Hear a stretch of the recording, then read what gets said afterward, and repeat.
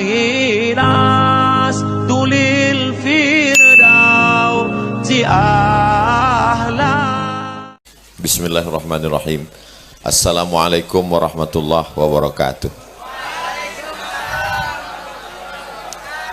Alhamdulillah wassalatu wassalamu ala rasulillah wa ala alihi wa sahbihi wa man da'a bida'watihi wa istanna bisunnatihi ila yaumil liqa'i rabbih wa ba'du.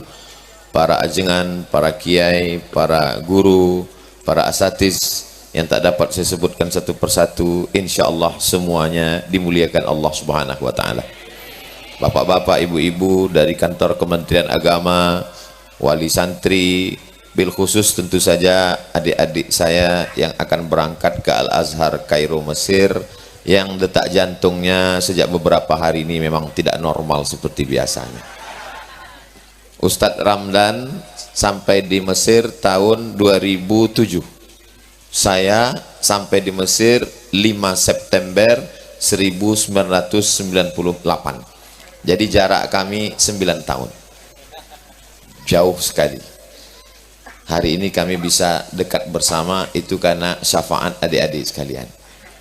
Kalianlah yang menyatukan kami bisa duduk bersama di sini. Kalau bukan karena tepuk tangannya tunda dulu sebentar. Kalau bukan karena ingin memberangkatkan kalian, maka kami mungkin tidak duduk bersama. Ini ungkapan cinta kami sebagai kakak kelas terhadap adik-adik sekalian. Saya sekarang ini perasaan saya bukan sebagai ustadz yang memberi pembekalan, lebih pada seperti saya kembali tahun 1998 waktu diberangkatkan akan pergi ke Cengkareng naik pesawat menuju Kairo.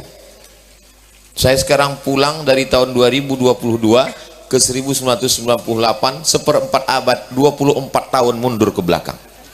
Begitulah agaknya perasaan saya saat ini. Kami sebelum berangkat ke Mesir pelatihan bahasa Arab dulu di Jurang Mangu Timur. Nama tempatnya Hadiqatun Najah. Waktu itu anak Indonesia yang lulus 100 orang, tapi yang berangkat 75 orang. Yang 25 tidak berangkat karena krisis moneter, dolar 2000 menjadi 20.000. Jadi yang lain mengundurkan diri. Saya termasuk minan naqidin, termasuk orang-orang yang nekat. Lalu kemudian kami pun pelatihan bahasa Arab lah di Jakarta. Berangkat dari Pekanbaru naik bis 3 hari 3 malam. Sampai di Jakarta pelatihan nggak pulang-pulang. 2 bulan lamanya setelah pelatihan, antum kalau mau lihat foto ana 24 tahun yang lalu saya ajarkan. Caranya tulis di Google, buka www.google.com. Setelah itu tulis di search UAS jadul. Setelah tulis UAS jadul, enter, nanti kelihatan di bawah, scroll turun ke bawah, kelihatan ada orang ganteng 3 orang pakai dasi. Nah, sudah kelihatan? Ah, itulah saya yang tengah. Yang sebelah kiri saya, dia S1, S2, S3, selesai di Al-Azhar, namanya Al-Mukarram Al-Ustadz Dr. Lukman Al-Hakim dari Lombok, Nusa Tenggara Barat. Yang sebelah kanan saya S1 Al-Azhar, S2 Ma'had Al-Lughah li ghairi natiqina biha di Khartoum, Sudan, dan S3-nya juga di Sudan, namanya Dr. Kiai Haji Afifuddin Dimyati, pimpinan Pondok Pesantren Tahfiz Quran di Peterongan, Jombang, dan sekarang dosen di Universitas Sunan Islam Negeri Sunan Ampel, Surabaya. Kemudian di belakangnya yang mengintip itu namanya S1 Al-Azhar, S2 Al-Azhar, S3 Al-Azhar, namanya Ustadz Ahmad Ikhwani dari Lampung, dan sekarang dosen di Lampung. Jadi setelah 24 tahun, keempat-empatnya jadi doktor dan saya yang belakangan. Mudah-mudahan adik-adik nanti bisa lebih cepat daripada kami. Saya udah hampir mati baru doktor. Lalu kami pun setelah pelatihan dilepas di kantor Kementerian Agama, lalu kemudian berangkatlah pada tanggal 4 September tahun 1998, berangkat dari Cengkareng pakai pesawat Masya Allah Royal Jordan Airlines. Saya pesan ke emak saya, mak, jangan buat kenduri selamatan dulu. Kenapa? Takutnya nggak jadi berangkat, nanti aku malu pulang kampung. Nanti setelah aku duduk di pesawat, undang semua tetangga, potong ayam. Setelah yakin mau berangkat, barulah mak saya di kampung buat selamatan. Saya ngancam, kalau sampai dibuat selamatan, saya nggak jadi berangkat, saya nggak pulang kampung. Nah, akhirnya dibuatlah acara selamatan, kami pun berangkat. Transit dulu di Amman, ibu kota Jordania, menginap di Hotel Alia. Lalu kemudian ketua rombongan kami tamat gontor, namanya Al-Mukarram Ustadz Jabal Alamsyah, sudah meninggal dunia. Allahumma firlahu warhamhu wa'afihi wa'afu anhu. Sahabat kami baik sekali, luar biasa. Lalu kemudian setelah menginap, pagi-paginya sarapan. Jabal lah yang mengetuk pintu. Ayo sarapan, sarapan, sarapan, futur, futur. Sampai di tempat makan, tidak ada nasi uduk, tidak ada bubur ayam. Teman-teman semuanya, saya lihat mereka di piring mengambil bulat-bulat seperti terung, warnanya ungu. Saya termasuk orang yang tidak berani ngambil kalau nggak tahu apa yang diambil. Dan mereka ngambil banyak-banyak, lalu setelah itu mereka buang ke tong sampah. Rupanya buah zaitun pahit. Saya ambil roti yang panjang, kulitnya saya buang, isi yang lembut di dalam saya ambil, saya buat susu campur gula, saya celupkan, saya makan, dan mereka semua ngikut saya. Di situ saya ambil pelajaran, yang bisa bertahan itu adalah yang bisa menyesuaikan dengan situasi dan kondisi. Karena kalau antum idealis, antum nggak bisa hidup. Kalau mau nasi uduk, ninggal antum. Lalu kemudian setelah itu kami pun berangkat lagi ke airport, naik pesawat, pakai singlet, pakai baju kaos, pakai jas, pakai kemeja, pakai jas, pakai dasi. Masya Allah, karena kabarnya ini Mesir sudah musim dingin, September sudah dingin. Begitu sampai di Mesir keringatan, rupanya masih panas. Kami pun disambutlah di Wisma Nusantara. Zaman Ustadz masih Wisma Nusantara, Masya Allah, di Abdul Rasul ya. Sampai di Wisma Nusantara disambut, marhaban, selamat datang anak baru. Lalu kemudian naik bis dari airport. Lalu kemudian setelah itu semuanya pengarahan, bla bla bla bla bla, tarhib, ahlan wa sahlan. Lalu kemudian saya pun pulang. Disitulah kita akan disambut keluarga masing-masing. Dan saya disambut oleh keluarga KSMR, Kelompok Studi Mahasiswa Riau. Sahabat-sahabat saya yang dari Jawa Barat namanya KPMJB, Kekeluargaan Pelajar Mahasiswa Jawa Barat. Yang dari Medan namanya HMM, Himpunan Mahasiswa Medan. Yang dari Sumatera Barat namanya KMM, Kekeluargaan Mahasiswa Minangkabau. Ini kalau saya sebutkan sampai habis, maghrib baru selesai. Lalu kemudian setelah itu ditanya-tanya, naik pesawat apa tadi? Saya naik pesawat Royal Jordan Airlines. Kata senior saya senyum-senyum, oh pesawat yang paling murah. Rupanya itulah tiket yang paling murah. Lalu kemudian setiap hari urusan ijroat. Lalu kemudian ketika di Wisma itu, setiap kakak-kakak kelas itu mengiklankan jurusan. Mau bahasa Arab, mau tafsir, mau hadis, mau fikih. Nanti kalau pulang ke Indonesia, tetap yang ditanya adalah masalah fikih. Maka pilihlah fakultas syariah. Kata yang dari fikih. Lalu setelah itu datang yang satu lagi. Walaupun hebat di fakultas syariah, tapi kalau tidak memahami ilmu jarah wa ta'dil, hadis dhaif, hadis hasan, hadis munqati, maka ijtihadnya salah. Maka yang paling bagus adalah jurusan hadis. Kita pun datang yang satu lagi, mau ahli fikih, mau ahli hadis, semuanya bersandar kepada Al-Quran. Maka ambillah jurusan tafsir. Yang satu lagi ngomong, mau tafsir, mau hadis, mau fikih, kalau nggak bisa bahasa Arab, buntu. Maka yang paling hebat adalah jurusan bahasa Arab. Datang kakak kelas yang satu lagi, mau bahasa Arab, mau tafsir, mau hadis, mau fikih, mau usul fikih, semua ada di Fakultas Dirasat Islamiyah. Akhirnya kita anak baru error. Aduh, bingung. Ternyata di tengah kebingungan yang memberikan solusi adalah ibu.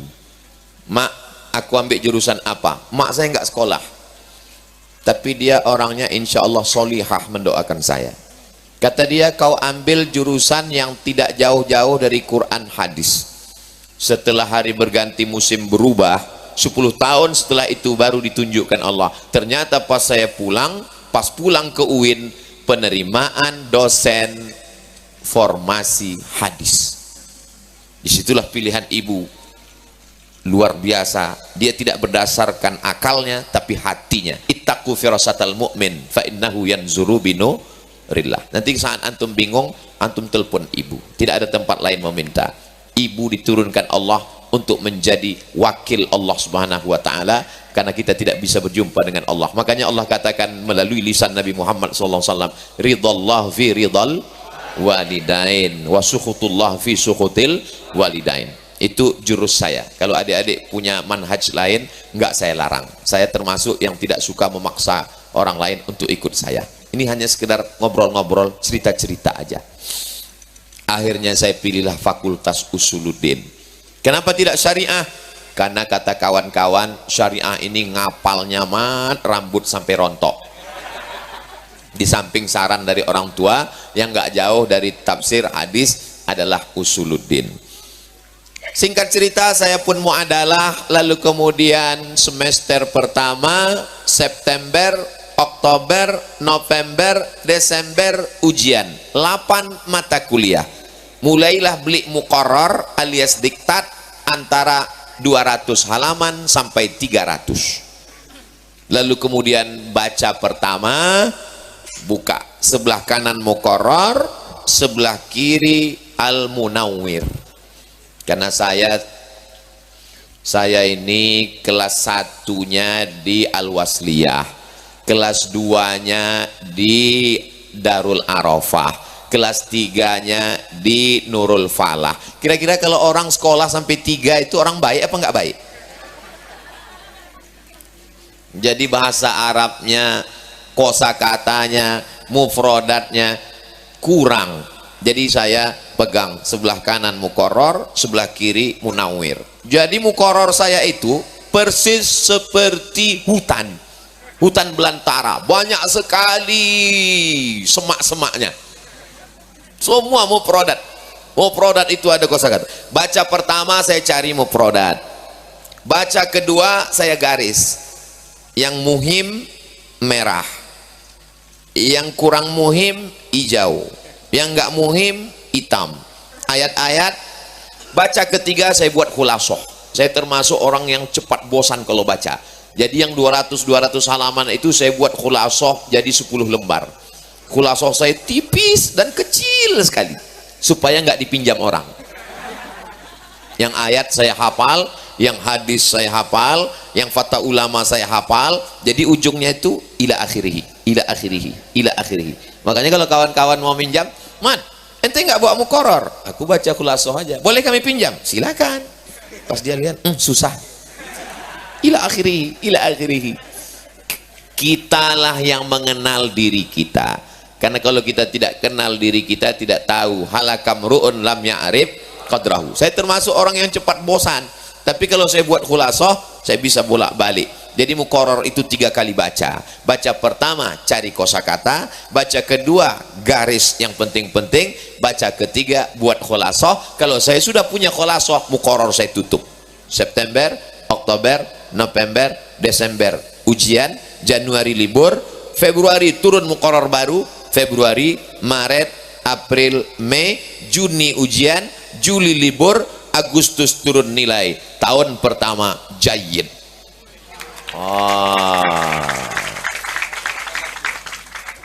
Makbul indallah.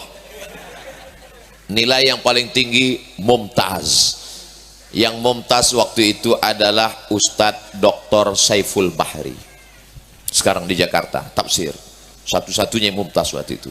Yang di bawah itu adalah Jaid Jiddan, hanya beberapa orang, wali-wali kutub. Lalu kemudian di bawah itu adalah Jaid, di bawah Jaid itu adalah Makbul. Selalu Makbul disebut Makbul indallah karena nggak bisa S2. Yang paling bawah adalah Minar Rasibin. Jadi kalau kita sudah tahu nilai tahun 1, itu biasanya kita sudah bisa mengukur diri. Tahun 1 itu memang betul-betul ittaqullah haqqa tuqatih, setakut-takutnya. Beasiswa saya 162 pon, 50 pon untuk iuran asrama, saya sewa rumah, saya nggak tinggal di Bungus. 50 pon untuk iuran makan, kami pakai jadwal makan, jadwal masak.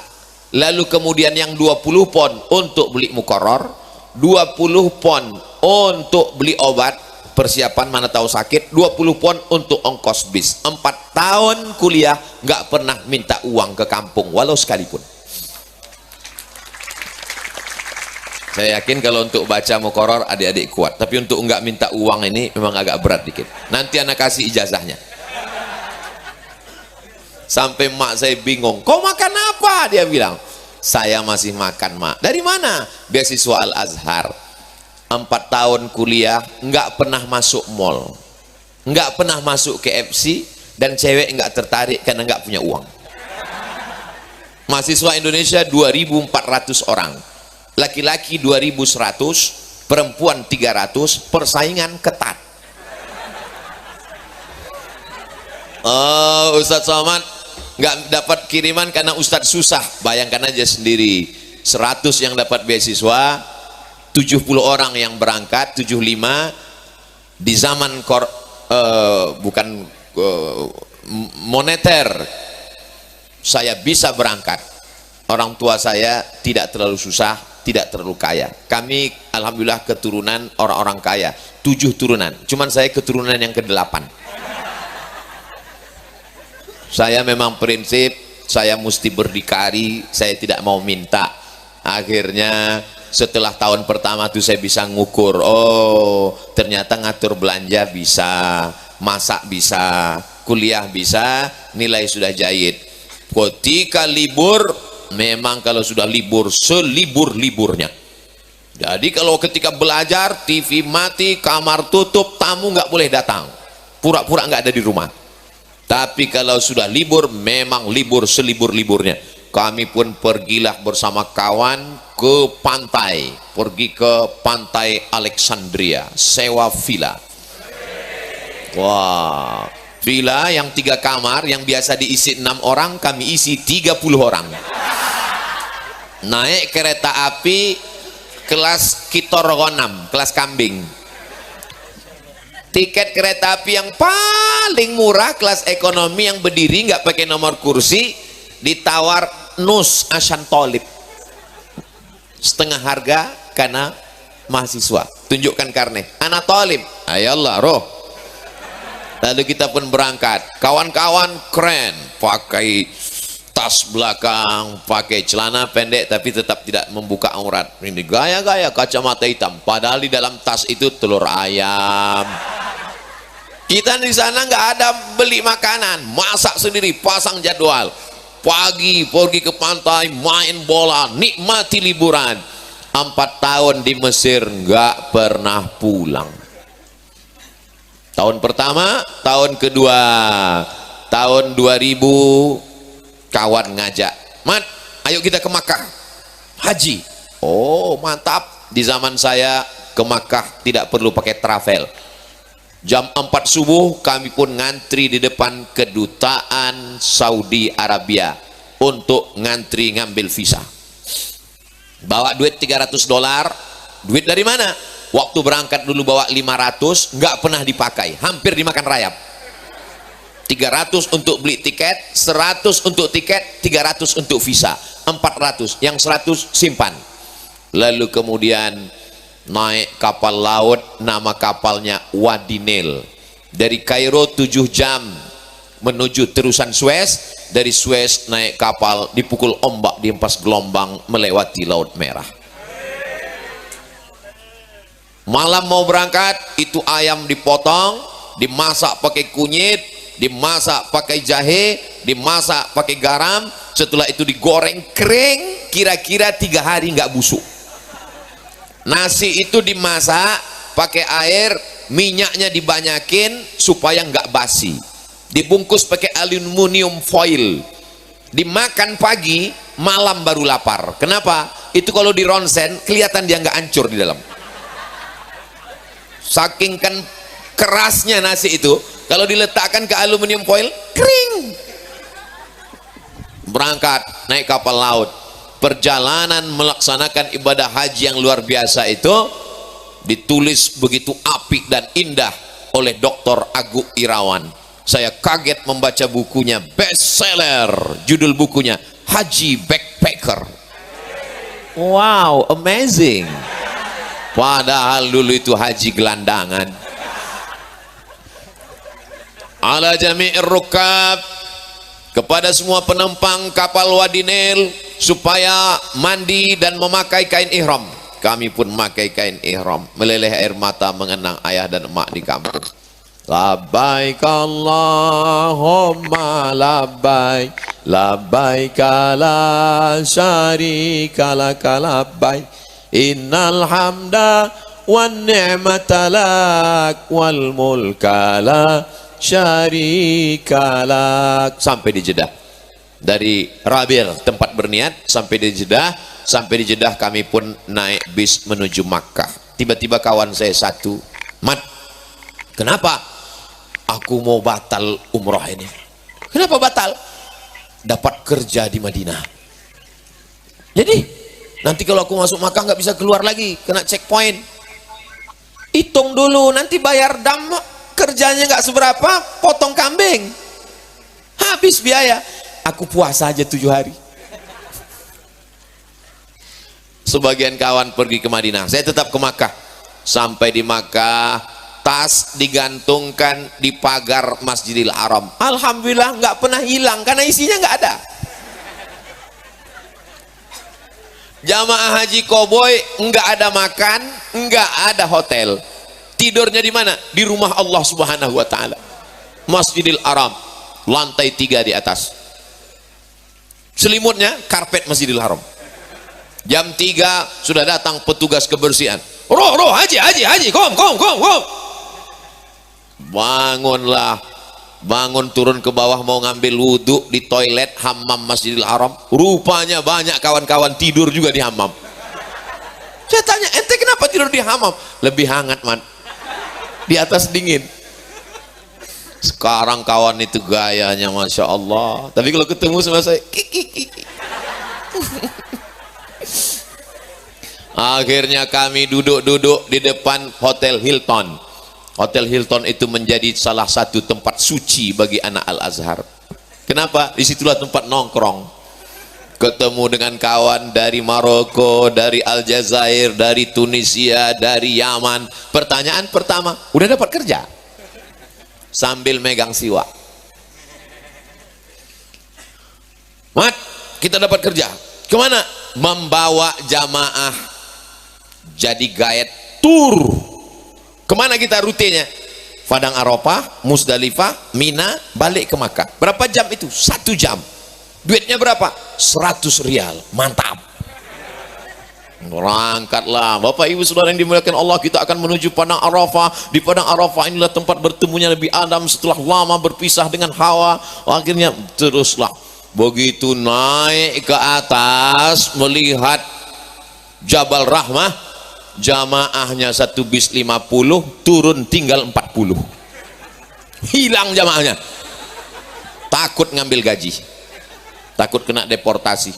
Mat, kau udah ngambil gaji? Enggak, aku takut jamaahku hilang. Jamaah 50 kita mau bawa, kita naik dari pintu ini, yang lain sana, yang lain belanja, yang lain pusing kepala. Akhirnya ngambil. Besok datang kawan saya, Mat, ini 100 rial. Duit dari mana? Jamaah ente itu nggak hilang, cuma naik bis lain.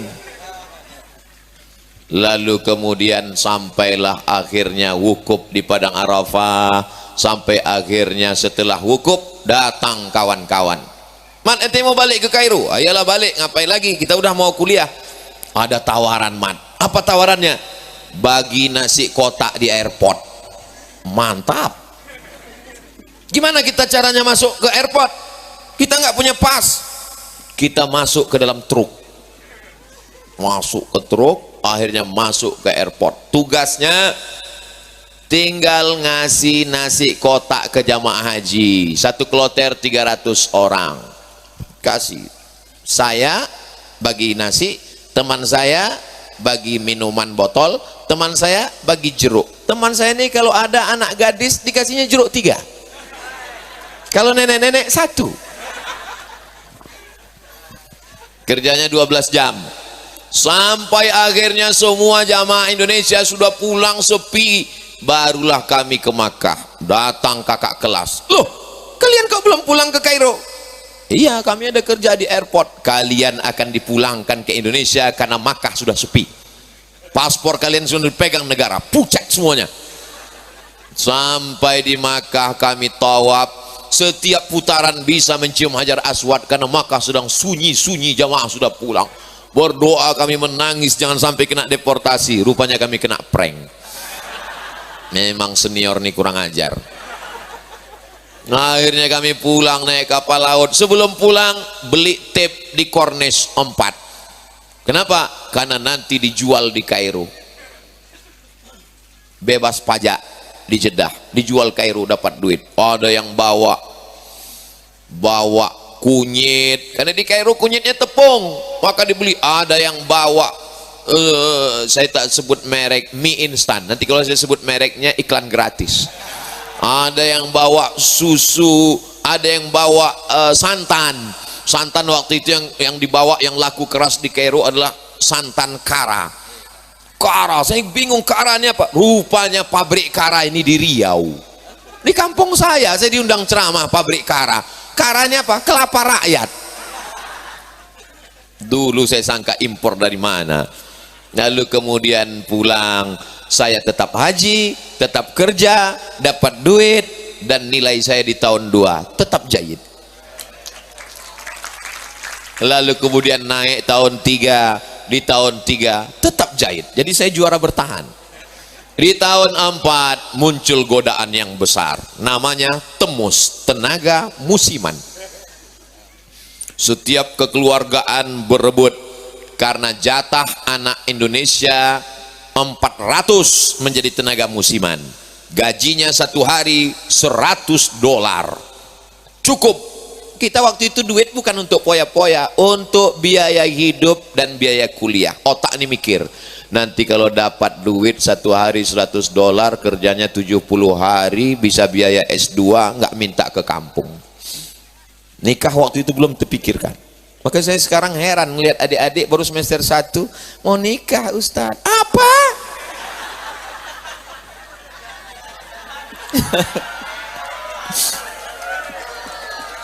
Jadi kemudian lalu ini jatah untuk Kairo 25 orang. Sementara mahasiswanya 2.400. Berarti setiap 24 siswa itu cuma 1 yang terpilih untuk mewakili Kairo Azhar untuk menjadi petugas haji. Riau jumlah mahasiswanya 75 orang, jatah 3, diambil ketua 1, tinggal 2. Sementara anak yang tingkat 4 syaratnya mesti tingkat 4, yang tingkat 4 ada 8 orang. 8 orang akan diundi, namanya ditulis, dimasukkan dalam gulungan, di mangkok kusari, makanan siang di Mesir. Nanti semua penasehat 6 orang kekeluargaan akan mengambil nama. Siapa yang namanya diambil, justru dia yang nggak berangkat. Siapa namanya yang tinggal di dalam, dialah yang akan berangkat. Nama 8, penasehat 6, tinggal 2, dia yang akan berangkat. Malang tak dapat ditolak, untung tak dapat diraih. Kalau tuah ada di badan, pasir digenggam menjadi intan. Ternyata begitu diambil nama-nama tadi semua, tinggal 2 nama di dalam. Salah satu nama itu adalah Abdul Somad. Saya pun berangkat lagi ke Makkah menjadi petugas haji. Kalau yang dulu haji gelandangan, yang ini keren, pakai seragam. baju, Masya Allah, bangga. Bisa dicari foto UAS jadul pergi haji. Kalau kelihatan ada rambut poni belah tengah yang muda ganteng, itulah saya. Dapat tugas di kota Makkah, di Misfalah. Wah, saya pun menjaga, Masya Allah, ketemu jamaah, senang luar biasa, 70 hari. Jadi selama di Mesir dua kali. Selama ketemu dengan kawan-kawan itu, kerja saya mencari informasi S2. Karena saya takut melanjutkan di Al-Azhar, sistemnya membunuh. Saya tidak menakuti adik-adik. Kawan-kawan saya buktinya selesai di Al-Azhar. Ustadz Lukmanul Hakim, doktor di Al-Azhar. Ustadz Ikhwani, doktor di Al-Azhar. Beliau tidak pernah mengejek saya pun tak pernah mengejek beliau. Kami tetap bersama. Tapi Abdul Somad minal khaifina. Maka waktu haji itulah tukar informasi. Kau dari mana? Saya dari India. Oh, gimana S2 India? Bagus, ada Aligarh, ada Lucknow. Biaya hidup tinggi nggak? Oh, murah sekali di sana, apalagi daging murah. Kenapa? Karena orang India nggak makan daging. Oh, bagus. Yalah saya ke sana. Bisa haji tiap tahun, bisa haji tiap tahun untuk biaya kuliah. Mantap. Dan ada kelebihannya, Mat. Apa? Kau bisa bahasa Urdu. Ke hal heti, ke aca-aca, coach. Bahasa Inggris jalan, bahasa Arab jalan, bahasa Urdu jalan. Alternatif, aku ini insya Allah India. Ngobrol-ngobrol lagi. Ente dari mana? Ana min Baghdad. Masya Allah. Gimana di Baghdad? Mantap, Mat. Apa nama universitasnya? Universitas Saddam Hussein. Mantap. Nampaknya ke Baghdad ini. Bisa haji tiap tahun? Bisa haji tiap tahun. Tiket pesawat gimana? Naik bis, turun di Madinah. Oh, tereliminasi India. Karena India naik pesawat mahal. Kalau gitu nanti dari Baghdad aja. Mantap, insya Allah. Biaya kuliah gimana? Saddam Hussein ngasih beasiswa gratis full S2. Mantap, prioritas Baghdad. Kan keren nanti kalau pulang waktu Minang calon menantu mertua nanya, S1 di mana? Al-Azhar Mesir. S2 Baghdad. Masya Allah. Begitu saya tamat bulan Juli selesai ujian, Agustus turun nilai, Universitas Saddam Hussein rata dengan tanah, dibom George Bush. Lemah lesu letoy loyo lunglai saya. Buyar semuanya. Kirimlah berkas ke Maroko, nggak datang-datang panggilan. Kawan saya ada di Malaysia, namanya Dr. Zaki, belajar di Universiti Kebangsaan Malaysia. Akhirnya saya pun pergi ke Kuala Lumpur, pindah dari negeri 1000 menara ke negeri 1000 makcik. Banyak makcik-makcik. Akhirnya saya pun kuliah di sana. Tapi saya tiap hari tetap ke perpustakaan, masuk ke ruang internet, nyari beasiswa. Ada satu beasiswa dari AMCI, Ajong Marocain Cooperation International. Akhirnya saya tak selesaikan, cuman 2 semester saja di UKM, Universiti Kebangsaan Malaysia. Saya pun terbang sekali lagi, naik pesawat Qatar Airlines, dan itu tiket termurah juga. Transit di Doha, habis Doha saya lanjutkan turun di Casablanca, ibu kota Maroko. Saya dapat beasiswa dari AMCI dan belajar di Darul Hadis Al Hasaniyah. S1 saya sampai September, selesainya Juli. Saya selesaikan S1 3 tahun 10 bulan selesai. Habis itu saya lanjutkan S2 di Maroko. Saya sampai ke sana 2 hari sebelum tsunami tahun 2004, dan saya munaqashah di bulan Desember 2006. Saya selesaikan S2 saya 1 tahun 11 bulan. Tesis saya 300 halaman, judulnya Rijalul Muwatta was Sahihain alladzina dha'afahumun Nasa'i fi kitabid du'afa wal matrukin jam'an wa dirasatan. Disidangkan di depan guru-guru besar hadis, 3 profesor, dan saya lulus dengan nilai baik sekali. Lalu kemudian saya pun pulang membawa ijazah LCMA, lagi cemas mencari anak gadis. Jatah beasiswa saya di Maroko 3 tahun. Saya baru habiskan 2. Saya mau doktor baru pulang. Sebelum 30 tahun saya mesti doktor, saya mesti pulang, saya mesti membahagiakan ibu saya. Cita-cita saya tidak banyak. Cita-cita saya S1, S2, S3, ada ijazah, jadi dosen di Malaysia, dosen di Brunei, dosen PNS, menyenangkan ibu, membahagiakan orang tua. Sekali layar terkembang, surut untuk berpantang, pantang memandang ke belakang. Wah, begitu saya dulu. Assalamualaikum, Mak. Waalaikumsalam. Aku sudah selesai S2, aku mau lanjut S3, 3 tahun lagi aku baru pulang. Nikah gimana? Adik duluan, nggak apa-apa. Kata emak, nggak ada gunanya kau balik doktor, aku almarhumah. Dia nggak ada nyuruh pulang, tapi kalimatnya yang pendek itu tertancap dalam hati saya. Nggak ada gunanya saya doktor, dia meninggal. Kalau gitu saya pulang. Akhirnya saya pulang. Saya buat 17 surat lamaran. Filenya masih saya simpan sekarang. Ngelamar ke universitas ini, mau jadi dosen, ngelamar ke sini, ngelamar ke sini, ngelamar ke kementerian, ngelamar ke sini, ngelamar ke sini. Satu pun gak ada yang nerima. Sampai akhirnya ada tes penerimaan dosen. Ikut saya tes dosen di UIN Ciputat, Jakarta. Bahasa Inggris lulus, bahasa Arab lulus, potensi akademik lulus. Tinggal saingan 1 orang, kami berdua. Aku yang lulus atau dia? Pilih aku atau dia? Ternyata mereka memilih dia. Padahal yang menulis disertasi tesis bahasa Arab adalah saya. 4 tahun di Al-Azhar, 2 tahun di Maroko, dites oleh orang Arab. Ternyata yang lulus dia. Kenapa? Karena muridnya. Menyakitkan, guys. Nah, akhirnya kata mak saya, pulanglah kau ke Pekanbaru, tak ada gunanya kau jauh merantau. Hidup ini cuma makan pakai, nak. Pulanglah. Akhirnya saya pulang bulan Agustus 2008 ke Pekanbaru. 2009 ada tes dosen. Ternyata kalau kita ikut orang tua, lulus saya jadi dosen di UIN, Universitas Islam Negeri Sultan Syarif Kasim, Pekanbaru. S1 Al-Azhar, S2 Maroko, dosen PNS. Anak gadis mana yang menolak? Pengajian di mana-mana. Nah, akhirnya berlanjut jadi dosen, ngajar, tapi pikiran saya tetap terngiang.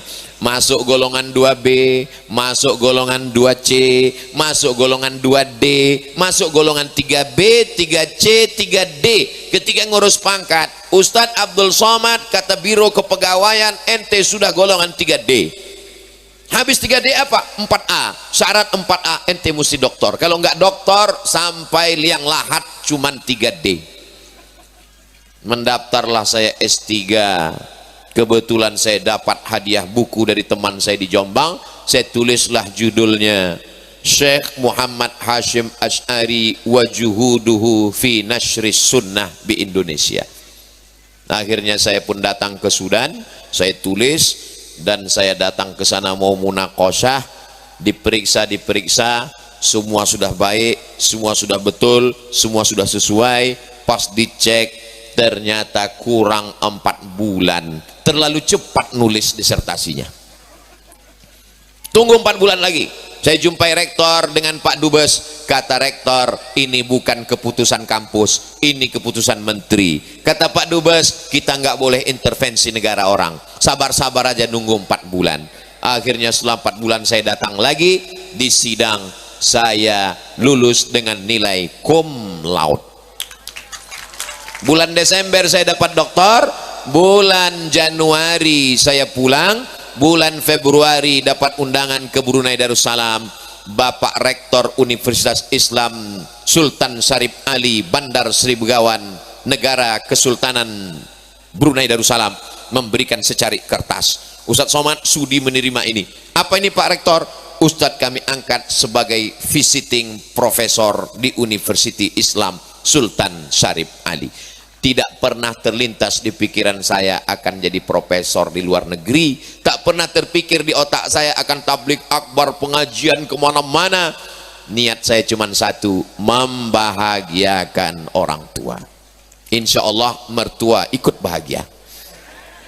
Kalau cita-citamu cuman jabatan, pangkat, orang tua belum tentu bahagia. Tapi kalau membahagiakan orang tua, yang lain nyusul.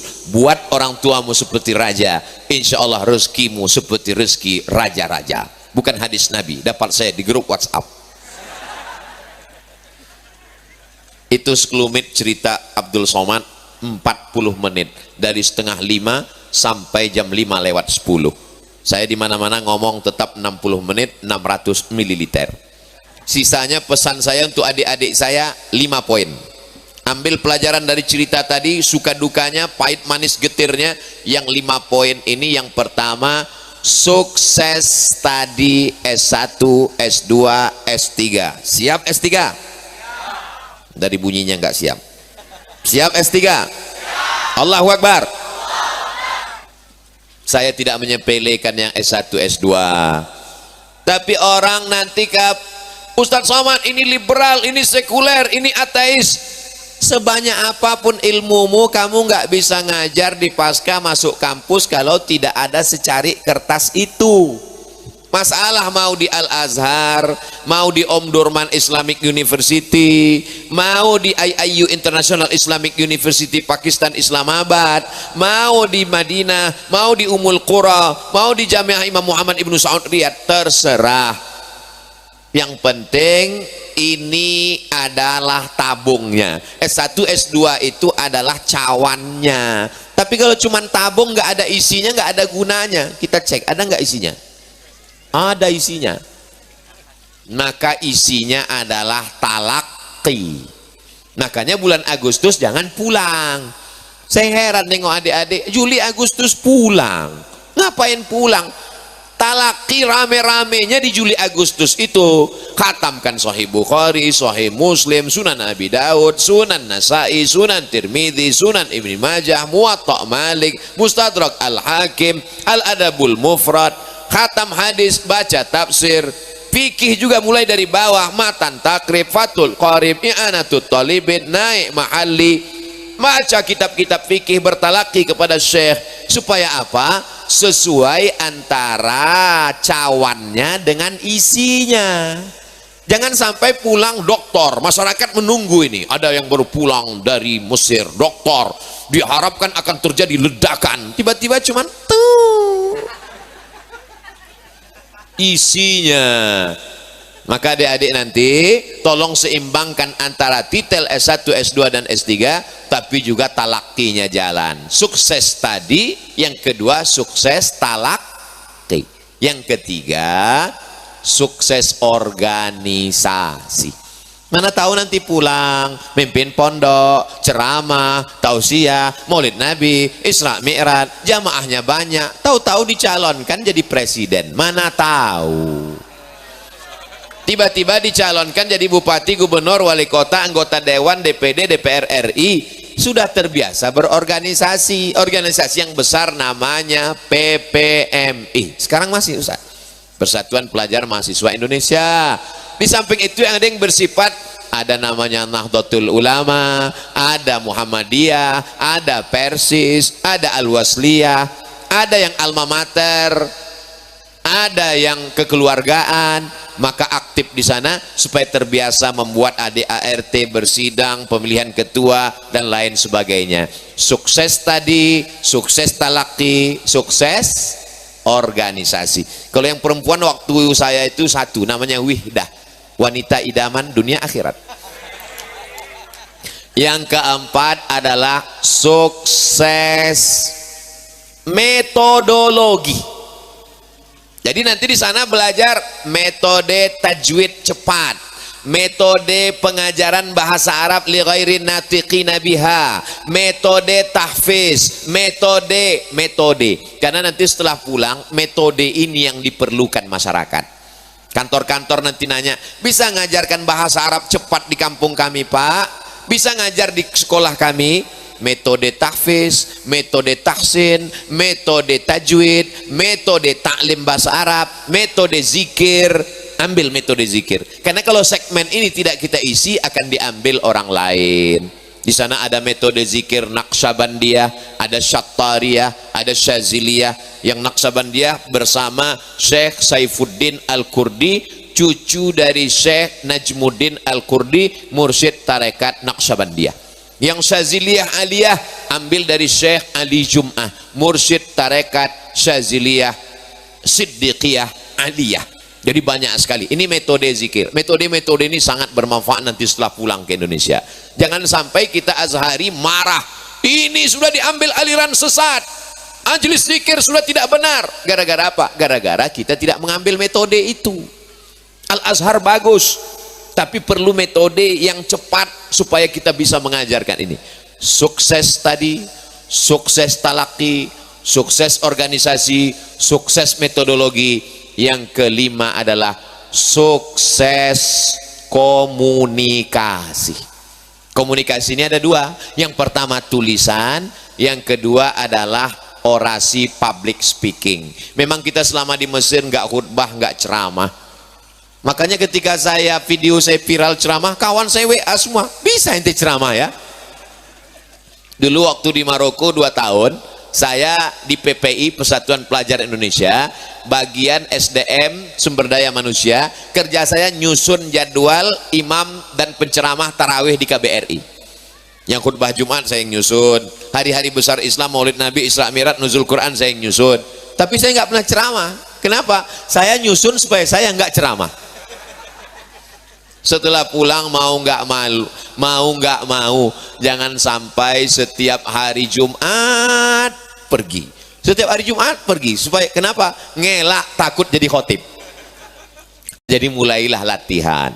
Adik-adik zaman sekarang mudah sekali. Setiap kalian bisa punya channel YouTube. Nanti setiap adik punya channel YouTube insya Allah. Amin. Kalau nggak punya uang untuk beli tiang seperti yang punya adik-adik ini, mudah aja, batang sapu ikat pakai karet. Pergi nanti kalian ke Sungai Nil, jalan-jalan, lalu kemudian sampai di tepi Sungai Nil, celupkan tangan kalian ke dalam Sungai Nil. Hai guys, hidup ini seperti setetes air. Kalau dapat jangan terlalu bahagia, kalau tidak dapat jangan terlalu berduka. Dari Sungai Nil Mesir, jangan kemana-mana, ikuti vlog berikutnya. Nanti kalian buat vlog.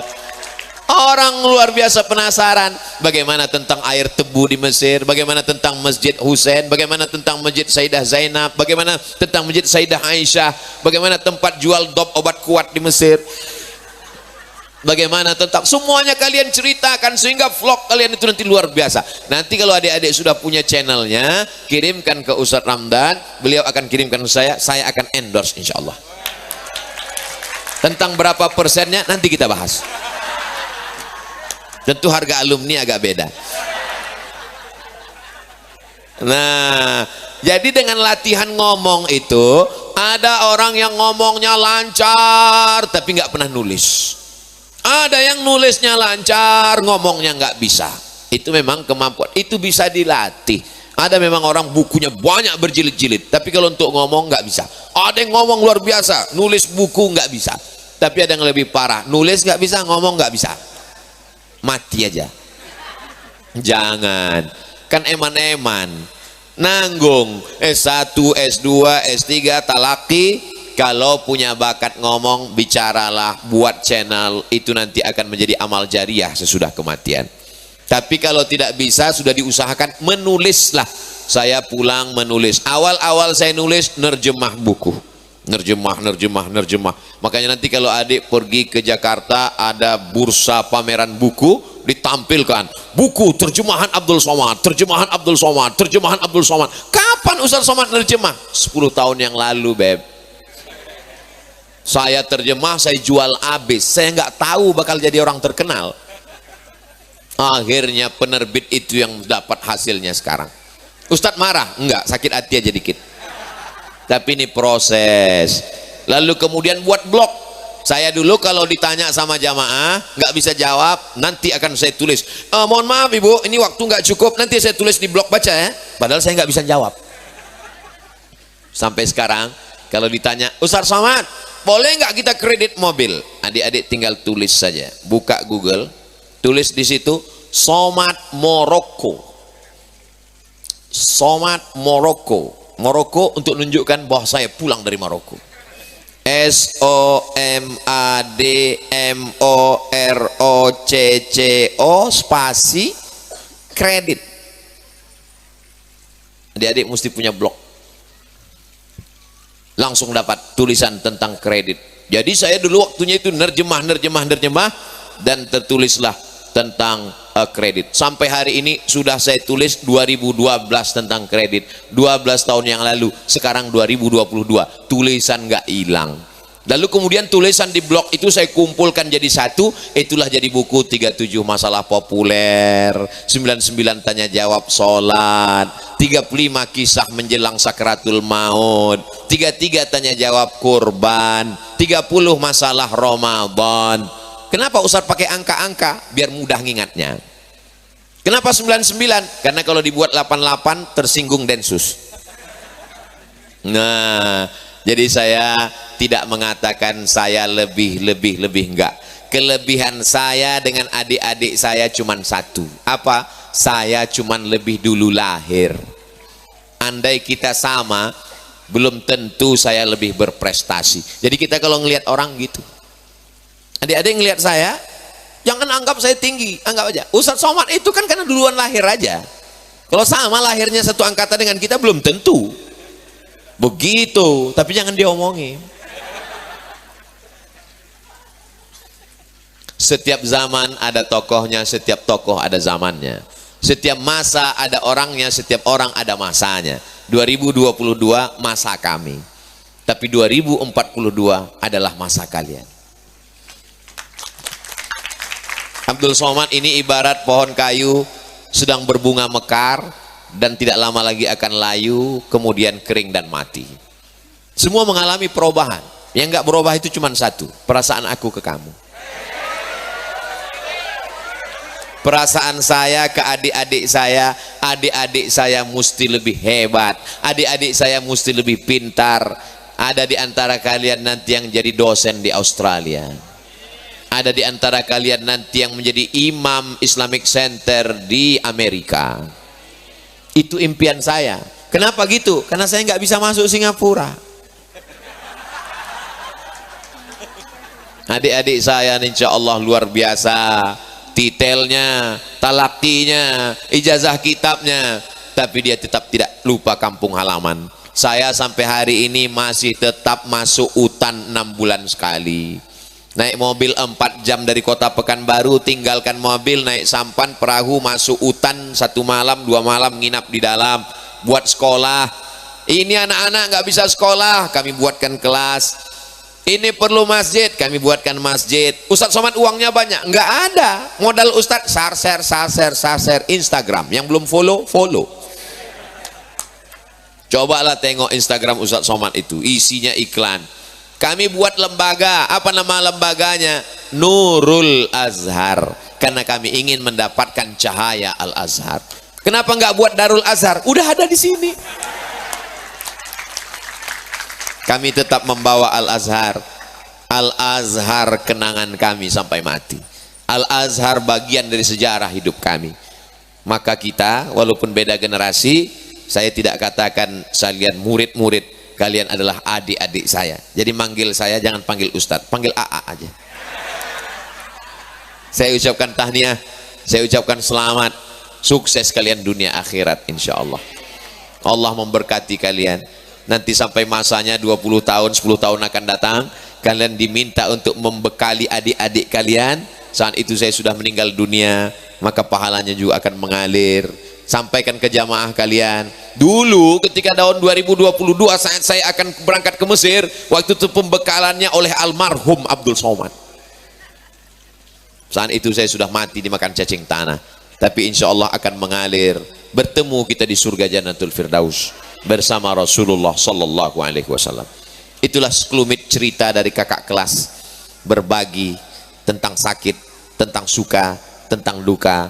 Mudah-mudahan bermanfaat buat adik-adik semua. Saya ucapkan tahniah, uhanniukum bi ajmal at-tahani wa akmal at-tamanni. Barakallahu fikum fi juhudikum. Asallahu an yuwaffiqakum lima yuhibbuhu wa yardah. Ja'alakum minal faizin, ja'alakum minan najihin, ja'alakum minad dakatirah, minal alimul ulama, minal ulama al-kibar min warathatil anbiya bisirril Fatihah. A'udzubillahi minasyaitonir rajim. Bismillahirrahmanirrahim. Alhamdulillah rabbil alamin. Arrahmanir rahim. Maliki yaumiddin. Iyyaka na'budu wa iyyaka nasta'in. Ihdinas shiratal mustaqim, shiratal ladzina an'amta 'alaihim ghairil maghdubi 'alaihim waladdallin. Amin. Banyak kata-kata saya tidak berkenan di hati, menyinggung perasaan, saya mohon maaf. Terima kasih segala perhatian. Mohon maaf segala kesilapan dan kekhilafan. Wassalamualaikum warahmatullahi wabarakatuh.